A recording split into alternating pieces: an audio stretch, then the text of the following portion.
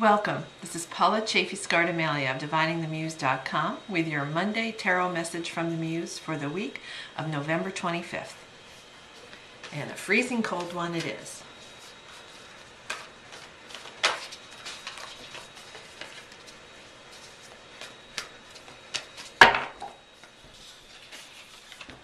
Okay, so our theme for the week is the Eight of Wands.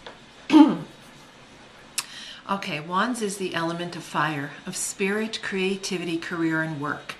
8 is an even number. It has a little bit of stability to it, but we're well along between the 1 and the 10 in the phase of the journey and the phase of the suit.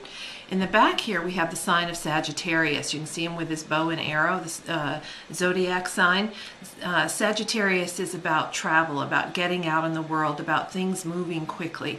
And the Eight of Wands is about that element or energy of really lifting off and energy going fully and moving quickly.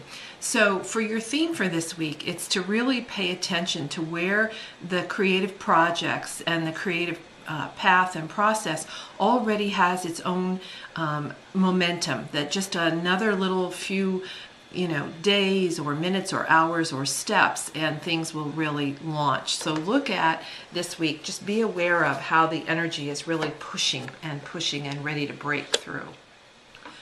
Your focus is the Eight of Swords, another 8. So 8's the magic number this week. Swords is the element of air, of mind, thoughts, attitudes, and beliefs. And in the back here, you can see the planet of Jupiter. Jupiter makes everything big. It's the big benefic. It can make good things big and better. It can make bad things worse. And in this, you can see the woman caught in the web with the 8 swords around her. This is a sense of focusing on all the things that could go wrong instead of all the things that could go right. If her hands are free and somewhat mobile, if she removed the blindfold, she could see that she had the tools at hand to cut herself free, but she's not. Down here we have the sign of Gemini. Gemini is about words and communication. So maybe if you take the time to stop listening to the negative beliefs, both inner and outer, and look around, you have the tools available to really communicate about the power. So what do you need? What's the blindfold you need to remove in order to do that? Your action is the Wheel, and this is a major arcana card, so big energy here. Again, Jupiter in the back. So it's that sense of everything in life has its season, its stage. We go up, we go down. And, if you're riding on the outside, if you feel victimized by it, it's easy to get tossed and turned. Your action this week is to get centered and focused. If you're at the center here of this turning wheel, then you don't feel the motion as much. You can stay calm, you can get perspective, you can look at what needs to be done. So this week your action is to get centered. And then finally your gift is another Wands. So we begin with Wands and end with Wands. Again, the element of fire, spirit, creativity, career, work.